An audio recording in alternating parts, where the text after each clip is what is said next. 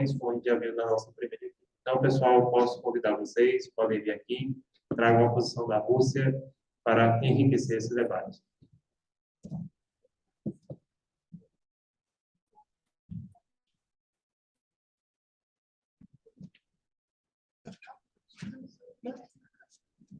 Venha falar assim. Falar sentada para poder gravar. Na câmera porque está gravando. Tu vai falar antes dela? Vai? Tá.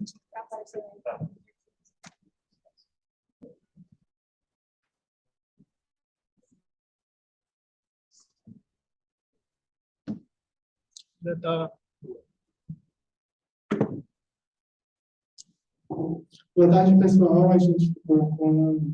Me chamo Lucas e ficamos para mostrar o ponto de vista, no caso, a visão da Rússia sobre a guerra.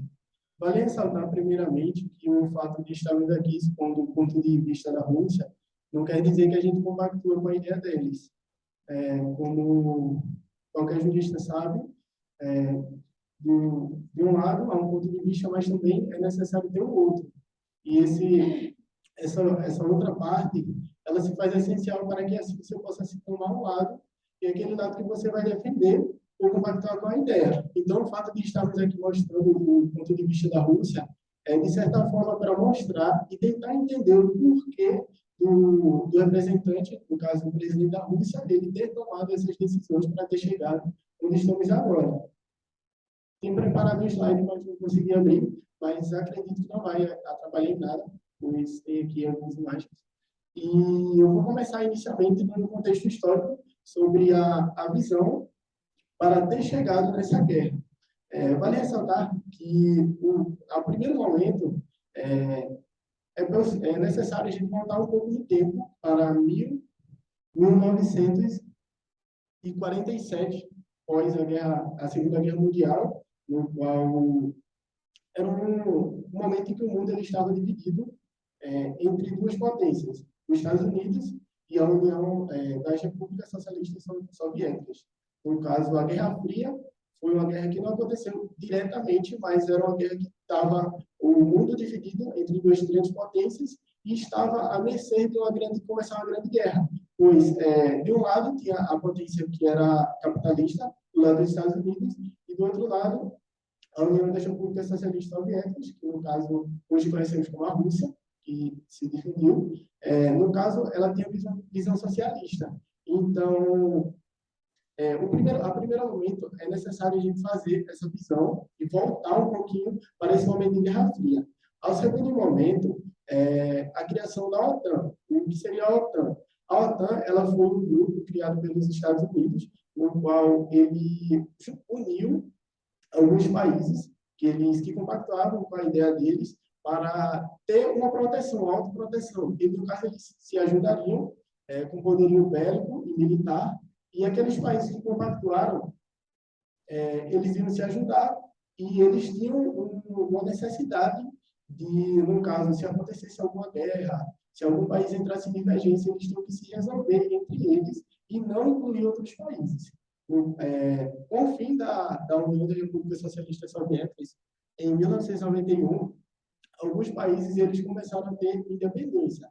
No caso, temos aqui a Estônia, a Lituânia, a Polônia, a própria Ucrânia em si, e alguns desses países eles começaram com a difusão da OTAN, alguns desses países começaram a adentrar na OTAN. Eles começaram a compactuar com as ideias, com a difusão para o leste, e um desses países que queria participar, que queria adentrar nesse grupo, era a própria Ucrânia. Só que não foi possível, pois não foi permitido, e sempre a Ucrânia ela manifestou essa vontade, no caso, de adentrar na OTAN.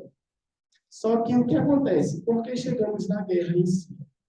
Com a expansão da OTAN para o leste europeu, nos anos 2000, é necessário a gente ter uma posição do que, com o fim da União da República Socialista Soviética, a Rússia em si ela começou a ter o crescimento da Rússia.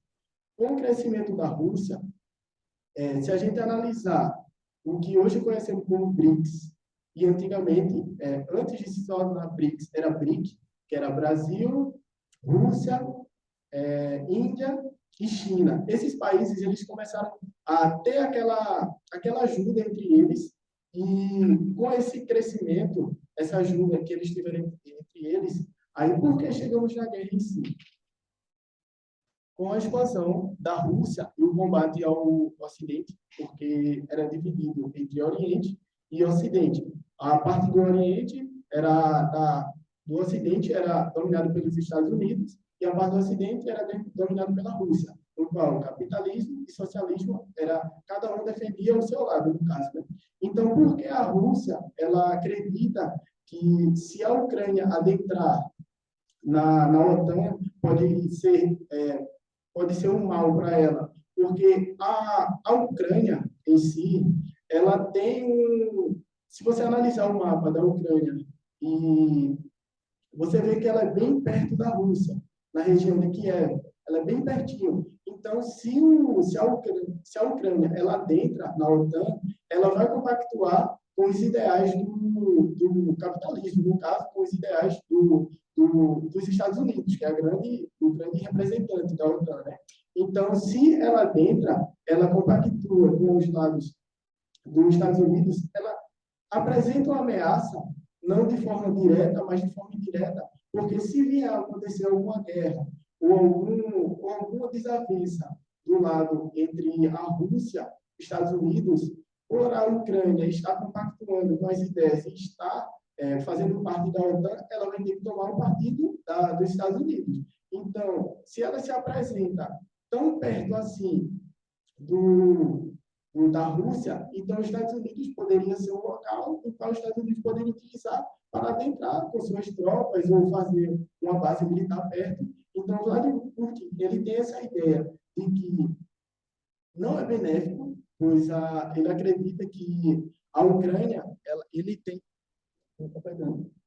A Ucrânia, ela deve ter no caso, não união, mas deve ter essa ajuda para com a Rússia. No caso, eles deveriam se ajudar, e a Ucrânia em si ela não poderia adentrar para que não acontecesse essa ameaça indireta. Então, por isso que ele apresenta alguns ideais, no caso, para que possa em si a Ucrânia acabar com essa guerra. No caso, ele acredita que, por mais que a Ucrânia ela queira entrar, se isso adentra, ela está ferindo diretamente a Rússia. Então, ele quer que a Ucrânia em si ela não compactue com os ideais da OTAN e ela apresente isso em sua Constituição, como se fosse uma forma de garantia para que ela não venha posteriormente a adentrar. Isso seria uma das exigências que ele pediu. A outra exigência é que ela adote a neutralidade, que ela não possa, já que ela não quer compactuar com os ideais dele, que ela possa ser neutra, ela não adentre a OTAN, e isso seja garantido, porque se ele não quer só um acordo verbal, mas ele quer que ela deixe isso bem claro lá na sua Constituição. Outra exigência também que ele diz é a questão da Crimeia. No caso, o território que foi considerado russo, a expansão da Rússia na Crimeia em si, e a Ucrânia, ele quer que a Ucrânia reconheça esse território como russo. E isso é mais uma das exigências que ele pede, dentre as diversas exigências. Aí é onde a gente chega no ponto. Se o presidente da Ucrânia, ele aceita as exigências do Vladimir Putin, ele transforma em si a Ucrânia em uma subnação da Rússia.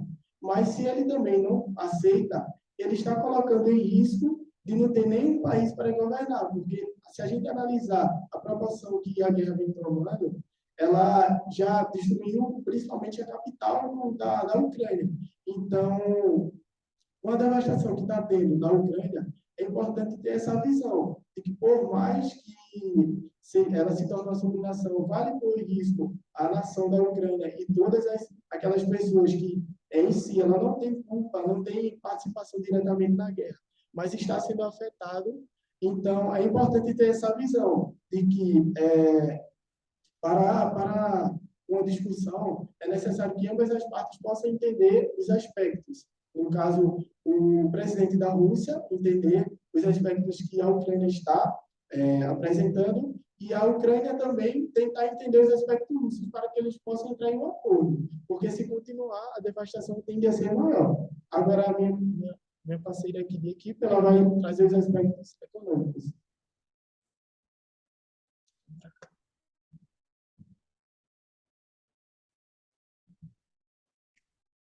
Boa tarde. Eu vou falar um pouco.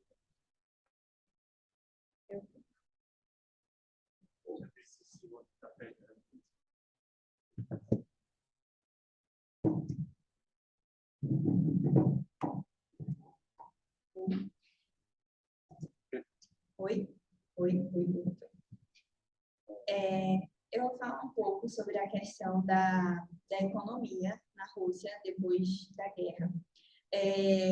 Logo após o início dos confrontos entre a Rússia e a Ucrânia, o Ocidente criou uma estratégia de implantar sanções como uma forma de criar um bloqueio econômico ligado tanto a Putin, a membros do governo e à classe mais elitizada da Rússia, como forma de criar um congelamento tanto para bens pessoais como para fundos públicos.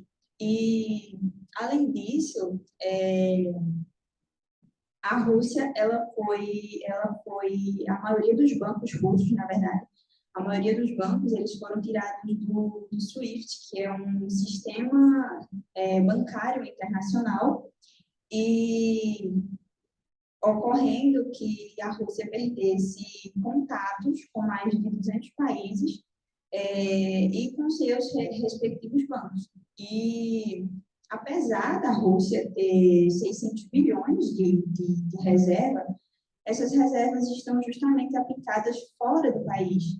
Então, com essa saída dos bancos desse sistema internacional, fica impossível da Rússia ter contato com esses valores e podendo também ocasionar uma dificuldade de exportações e importações de produtos. E apesar de muitos países necessitarem do petróleo e do gás russo, na verdade, muitos países da Europa necessitam, principalmente a Alemanha, como, por exemplo, o gás da Alemanha, 50% dele vem da Rússia. Porém, o presidente dos Estados Unidos, ele criou uma lei proibindo que empresas estadunidenses parassem de comprar tanto o petróleo como o gás russo como uma forma de abalar a economia russa. E a previsão era que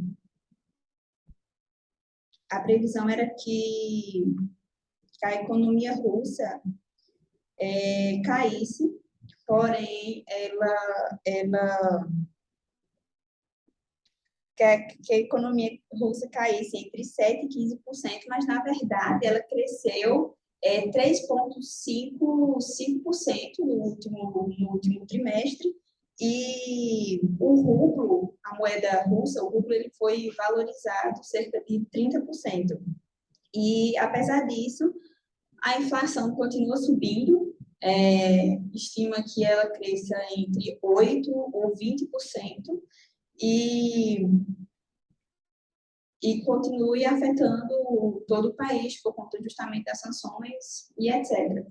Porém, com todo esse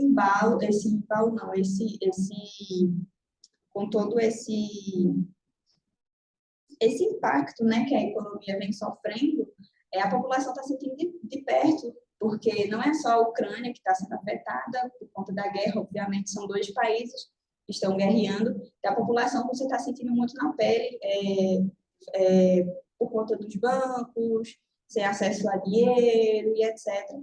E sentindo diariamente o que uma guerra pode causar, tanto no seu país como no país oposto. Obrigada. Boa tarde. Primeiro, eu gostaria de...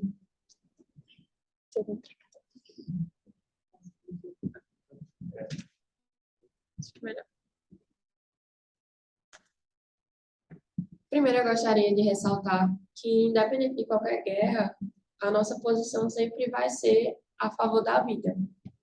Então, sobre os aspectos humanitários, uma coisa muito interessante que podemos falar são sobre os corredores humanitários. O que são esses tipos de corredores? São pactos que foram feitos entre o presidente Zelensky e Putin para que pudesse evacuar tanto os deslocados que estavam sendo tão bem como perseguidos e também fugindo dos locais de guerra, como também para a entrada de alimentos e de medicamentos para as tropas, tanto ucranianas como russas. Infelizmente, esses corredores humanitários, que são considerados bons dentro de uma guerra, eles estão sendo boicotados. Como assim boicotados?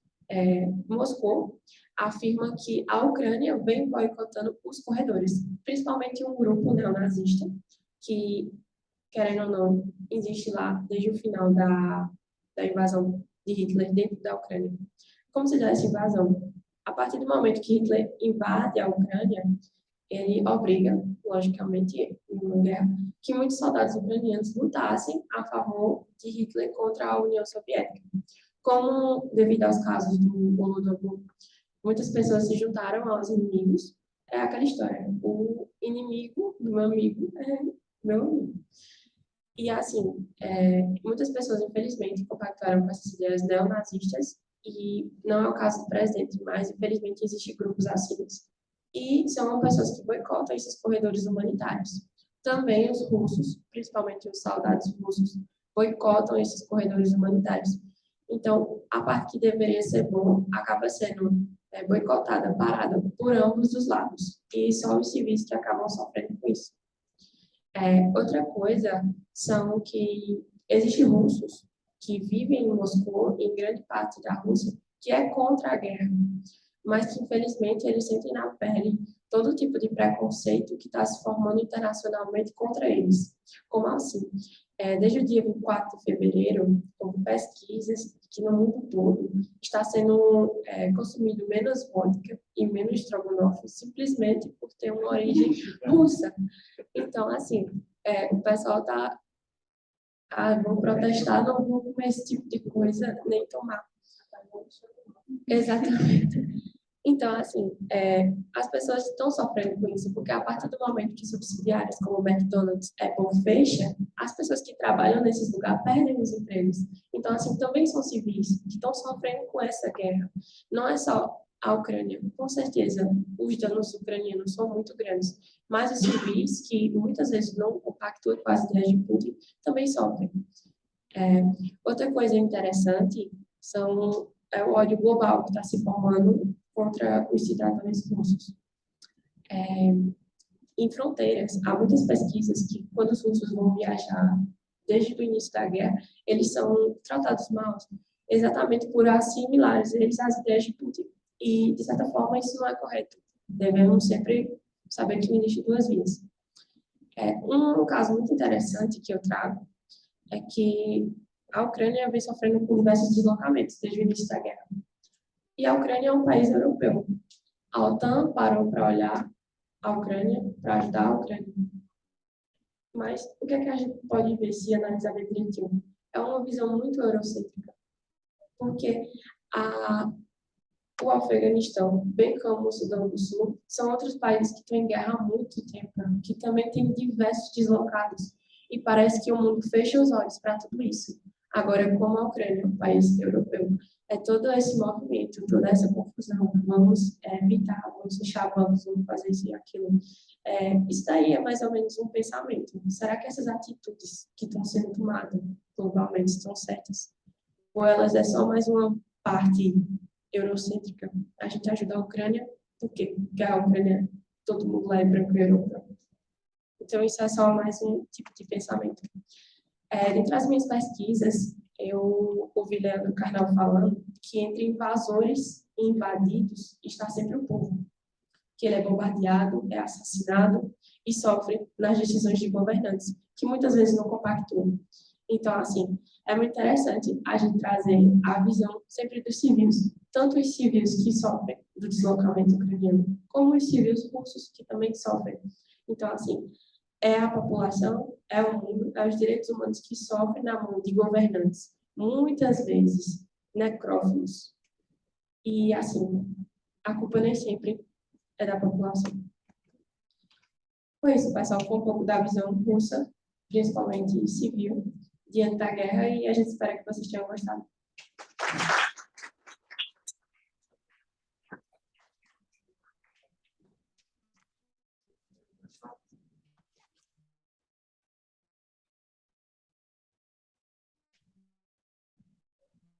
Quer levar o pendrive? Pendrive?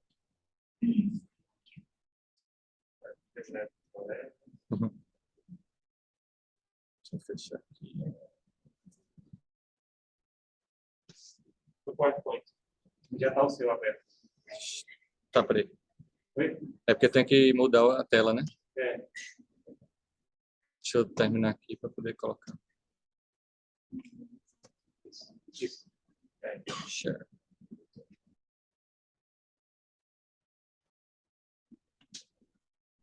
Tirar mais um pouquinho. Alô? Tá. Bom, pessoal, boa tarde, novamente. Em primeiro lugar, gostaria de dar parabéns às duas equipes. Vocês fizeram exposições excelentes. Eu estou numa posição extremamente confortável de não ter que defender ninguém, por debater todo mundo na questão da guerra. Bom, eu sou um professor de Relações Internacionais, né? Eu trabalho com relações internacionais, então geopolítica, economia, política, de uma maneira geral, são muito caras a mim. E aí, quando eu preciso tratar de uma guerra, a primeira coisa que me vem à cabeça, independente de qual é a guerra, é que não existe guerra boa, não existe lado bom numa guerra, né? Até quando a gente fala de uma guerra como a Segunda Guerra Mundial, extremamente ideológica, tal, que você tinha um vilão de filme do Rambo, sabe? Ainda assim, você não tem lado bom, porque você tem culpa dos dois lados, de todos os lados, você tem erros sendo cometidos de todos os lados, né? Caso a gente está tratando uma guerra que é uma guerra de invasão, né? Então ela tem alguns problemas de cara, né?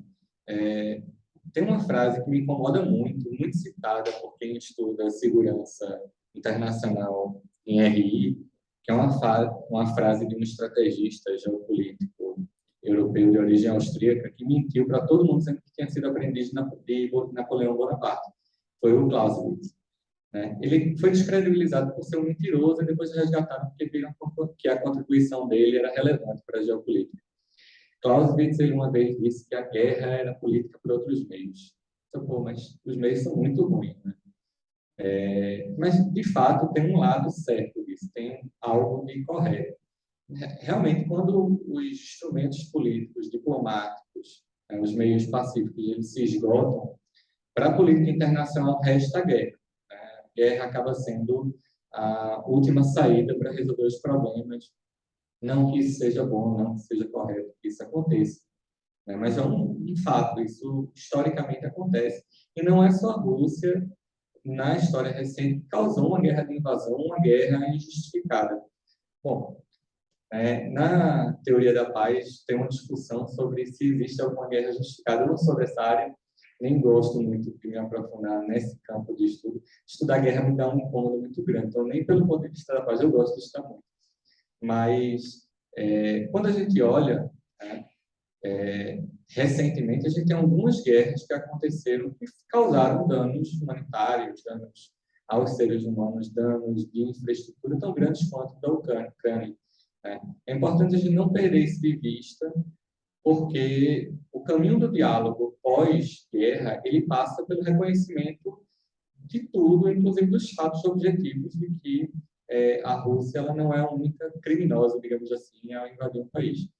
Só para ressaltar um caso, a Síria, que a Rússia meio que ajudou a estabilizar a situação, mas a Síria passou por um processo de destruição gigantesco. Eita, Emerson, a gente vai ter que fazer de novo aquele processo do Zoom, está com uma vez de 10 minutos. Pronto. Tá? Eu vou continuar, quando estiver mais perto eu paro. E aí, bom, quando a gente fala da Ucrânia, eu vou passar aqui o slide, eu tinha colocado essa bandeirinha aqui dos dois países meio que para representar, né? A Ucrânia ela fica localizada numa posição geopolítica que é complicada. Quando a gente fala da Guerra Fria, ela ficou exatamente na fronteira entre, digamos assim, o mundo socialista e o mundo capitalista dentro da União Soviética, né? Dentro da cortina de ferro. Né? E, historicamente, ela faz parte da identidade russa, realmente. Né? Existem 3 mitos, diferente da gente sabe a origem histórica do Brasil, mesmo sabendo que existia uma história antes, mas a gente atribui historicamente a origem do Brasil ao descobrimento, entre aspas, né? Pelo menos esse estado que a gente passou a conhecer, ele se formou ali. Né? A Rússia não, ela não tem essa origem, a Ucrânia muito menos. A Rússia Kiev lá é o mito fundador da Rússia. Né? Ou seja, foi ali que surgiu a identidade sérvia, o povo sérvio surgiu ali. Né? Não à toa o povo sérvio está dividido em alguns grupos. Né? Você tem os sérvios orientais, os sérvios ocidentais, né? Que a gente poderia classificar Polônia, Eslováquia. Né? A Ucrânia está nos sérvios orientais, né? Junto com Bielorrússia e Rússia, e os sérvios meridionais, a Sérvia, Croácia, né? E, inclusive, os sérvios latinizados, que é a Romênia.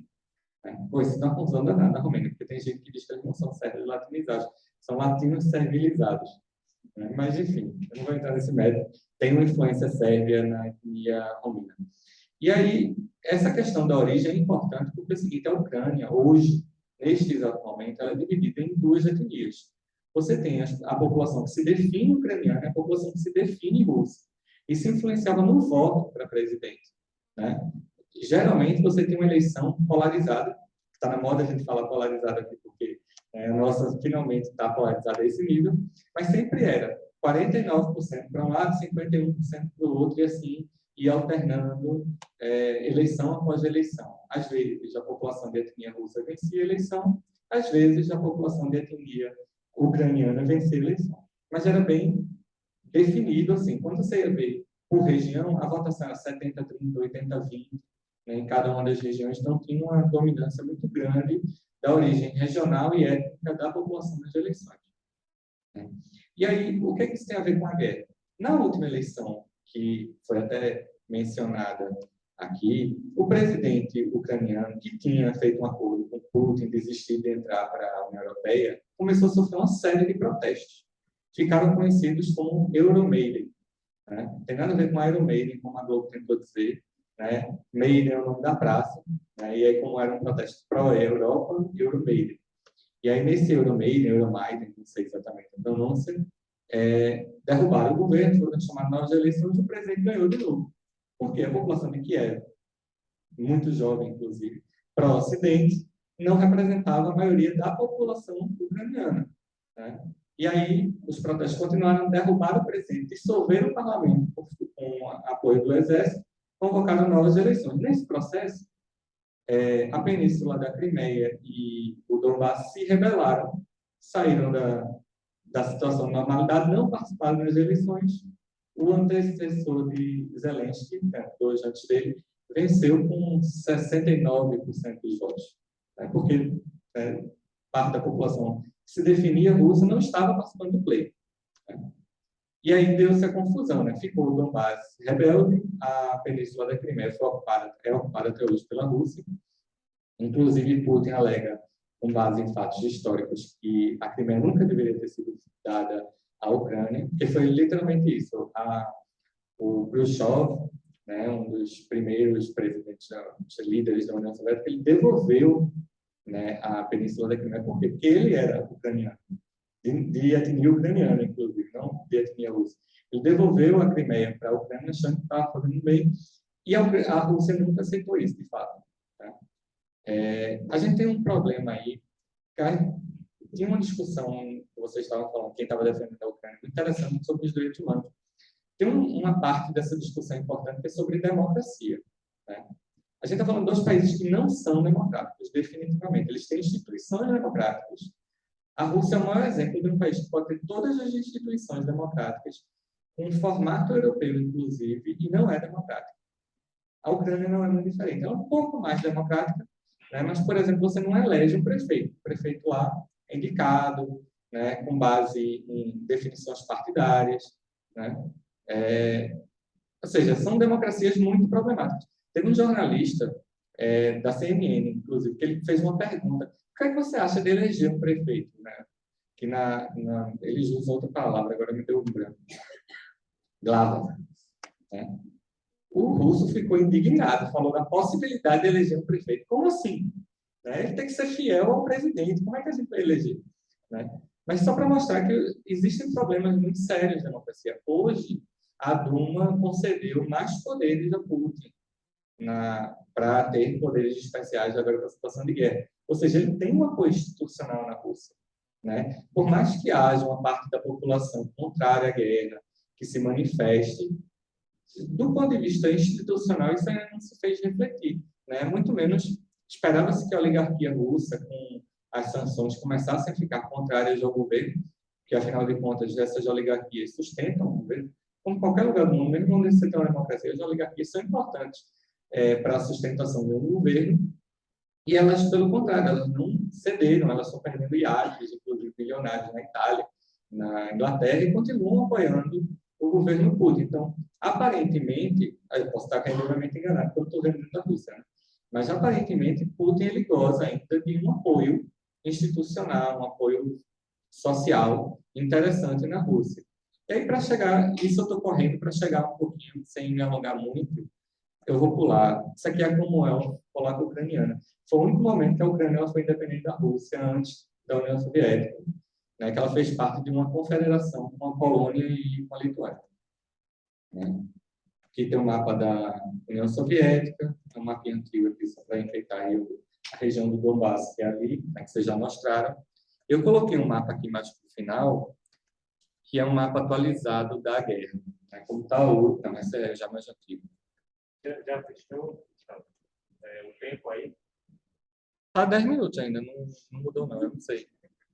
Então, tem que sair. Tá? Ah, tem aqui, tempo restante, 2 minutos. É melhor encerrar. A gente encerra. Fala aí para a Demário. Ademar, só um instante, a gente vai encerrar aqui e iniciar novamente a ligação de você. Deixa eu terminar aí. É para ter feito na constitucional. Eu fiz na minha agora. Pessoal, a gente tem que fazer isso, porque a gente está com participante. A gente está chique hoje, a gente está com participante em Portugal. Aí